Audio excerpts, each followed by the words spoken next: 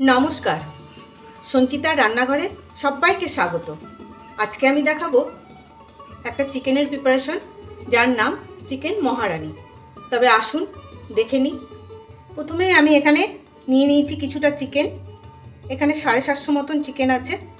এই চিকেনটা আমি খুব ভালো করে লেবু মাখিয়ে রেখে ভিজিয়ে ভালো করে ধুয়ে নিয়েছি।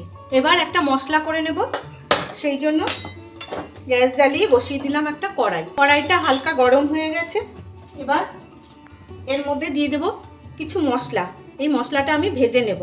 দিয়ে দিচ্ছি শুকনো লঙ্কা, দিচ্ছি 1 চামচ মতন জিরে, এই 1.5 চামচ মতন ধনিয়া, আর আছে চামচখানেক মৌরি।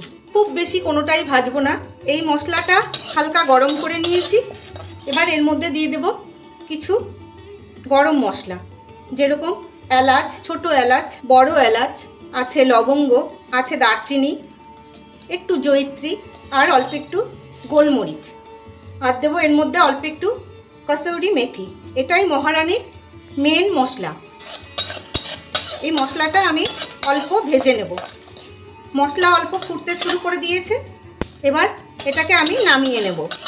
নামিয়ে ঠান্ডা করে গুঁড়ো করে নেব। মশলা করে নেব সেটা হচ্ছে আদা, কাঁচা লঙ্কা আর রসুন।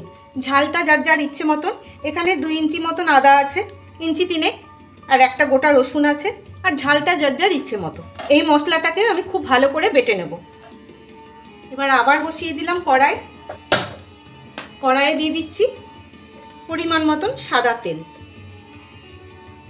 যে কোনো তেল দিয়েই করা যায়, সাদা তেলেও করা যায়, সর্ষের তেলেও করা যায়।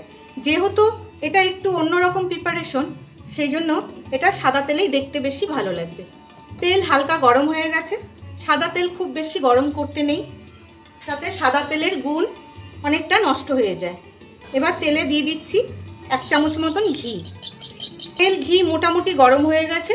এবার এখানে 3টে পেঁয়াজ আছে, বড় সাইজের। এই পেঁয়াজটা আমি ভেজে নেব। পেঁয়াজটা ভাজা হয়ে গেছে, দেখুন একটা হালকা সোনালি রং এসে গেছে। খুব বেশি ভাজবো না। এবার এর মধ্যে দিয়ে দিচ্ছি মাংস। মাংসটা দিয়েও অল্প একটু ভেজে নেব। মাংসটা অল্প ভাজা হয়ে গেছে, দেখুন একটা সাদা কালার এসে গেছে। দিয়ে দেব এই আদা, রসুন আর কাঁচা লঙ্কা পেস্টটা। এই পেস্টটা দিয়ে মিক্সি ধোয়া জলটাও দিয়ে দিচ্ছি।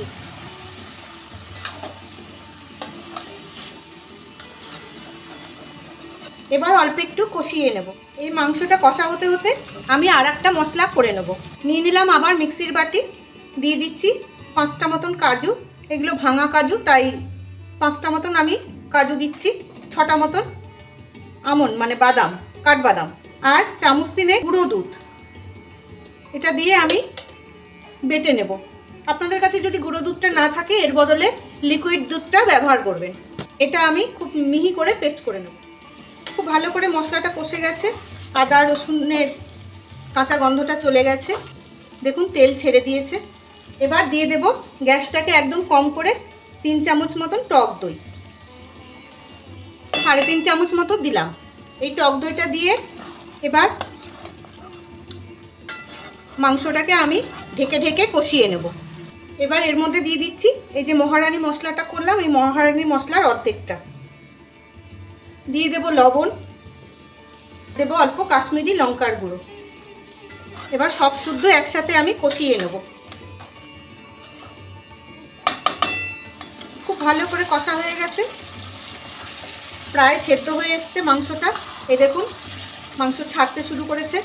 ঢাকা দিয়ে দিয়ে এরকম রান্না করলে এই দইয়ের জলেই মাংস, দইয়ের জল, মাংসের জল, সব জলেই মাংস সেদ্ধ হয়ে যায়। এবার দিয়ে দেব এই দুধ আর বাদামটা। মিক্সির বাটি ধুয়ে জলটাও দিয়ে দিলাম। আর দেবো অল্প একটু ফ্রেশ ক্রিম।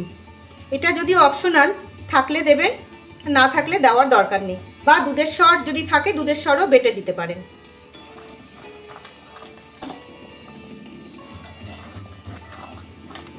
এবার ঢাকা দিয়ে দিয়ে আবার রান্না করে নেব পুরো সেদ্ধ হওয়া অবধি। একটু ঘন ঘন নাড়তে হবে, তার কারণে যেহেতু বাদাম আছে, বাদামটা খুব স্টিকি হয়, তলে লেগে যাওয়ার একটা প্রবণতা থাকে। ঢেকে ঢেকে রান্না করে নিয়েছি। তেল প্রায় ছেড়ে দিয়েছে, এই দেখুন। আর মাংস খুব সুন্দর সেদ্ধ হয়ে গেছে। দিয়ে দেবো এই মশলাটা, বাদবাকি মশলাটা, আর দিয়ে দিচ্ছি আরেকটু কাসুরি মেথি, আর দেবো 1 চিমটে চিনি, যেহেতু টক দই আছে স্বাদটাকে ব্যালেন্স করার জন্য।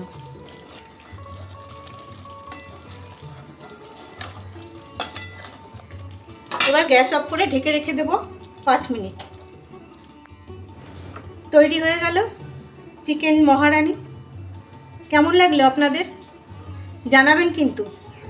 আর ভালো লাগলে ইউটিউব থেকে দেখলে একটা সাবস্ক্রাইব, আর ফেসবুক থেকে দেখলে একটা ফলো করে দেওয়ার অনুরোধ রাখছি।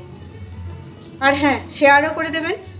তবে আজকের মতন আসি, ভালো থাকবেন সবাই।